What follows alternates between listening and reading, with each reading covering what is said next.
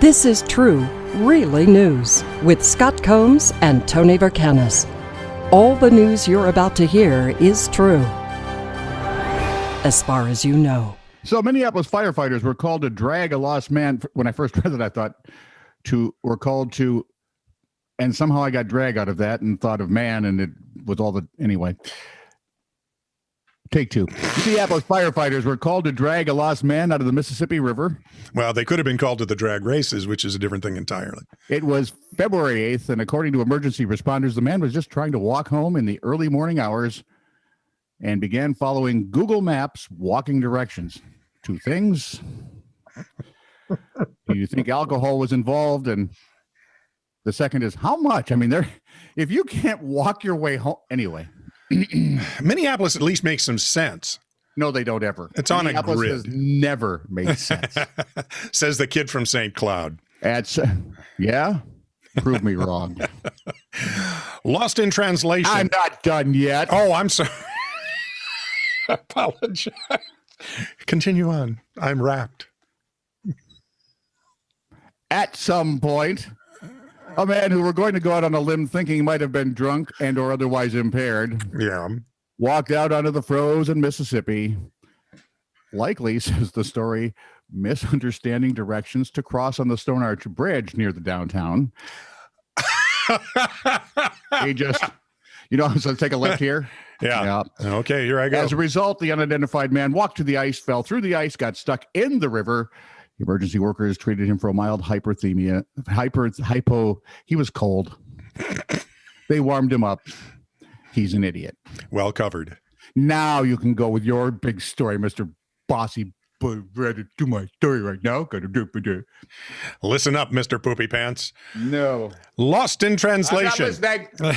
I know you're not. These are signs, often signs.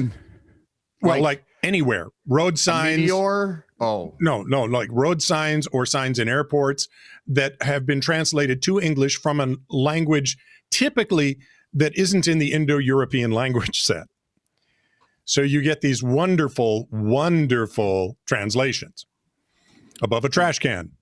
Poisonous and evil rubbish. I like it. A don't walk on the grass sign. I like your smile, but unlike your shoes on my face. Harder to interpret. Go ahead. No smoking sign. No smonking. So close. No smoking sign. No smorking. No smonking, no smorking. What can you do around here? No smoking sign. Oh, no. Beat the moose. Ladies and gentlemen, we have a winner. Crap. I can't beat the moose, smork or smonk. What am I going to do? I just light up a cigarette. Is it a blow-up moose? A judge in the United States. If it's a blow-up smork. Nanu. Let the reader understand. A judge in the United Kingdom has sentenced the man to 6 months in jail after he refused to turn down the volume on his stereo. As well he should. And it was not, though, what you're thinking, right? Young guy got the rock and roll blaring, or the young guy got the rap type hip hoppy stuff going. Yep. He's an elderly guy playing classical music. Oh, boy, that. Ian. Hey, he's going to rock to Bach. Let him alone. Ian Trainor's neighbors had complained to police about his classical music habits for several years. Trainor said his partial deafness requires him to play his stereo loudly, but a judge placed a restraining order on the 82-year-old Aintree resident that requires him to keep the volume at 65 decibels or below. You guessed it, neighbors again had to call the police because the retiree was once again violating his court order a month later. The court has now sentenced, 82-year-old man, 24 weeks in jail for playing his stereo too loud. Oh, I'd fix those neighbors' wagons good.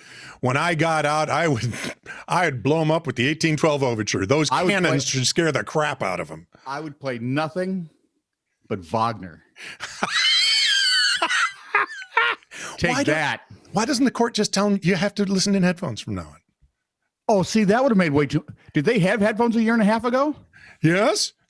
Well, I don't know what they were. They must have been new. Maybe they didn't know about them yet.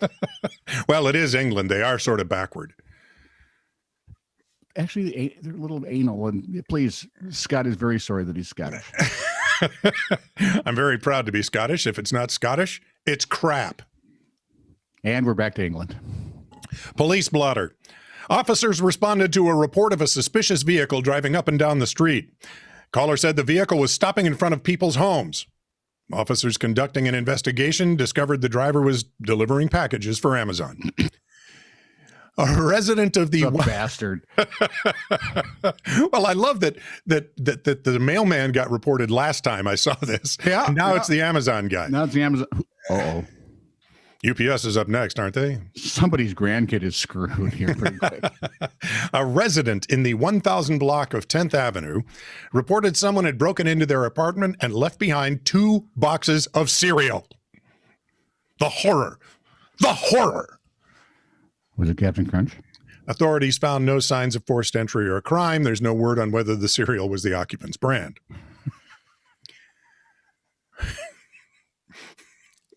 Just tries to. It was Captain Crunch. A resident of Noble Avenue reported her oven was not working properly. She was trying to preheat her oven to 375 degrees. Aren't we all? But it was over 800 degrees and getting hotter. Police arrived to discover the woman had been reading the stove's clock. Ding, ding, ding, ding, ding, ding, ding, ding, ding. This is true, really news. Send email to TITR@netradio.network.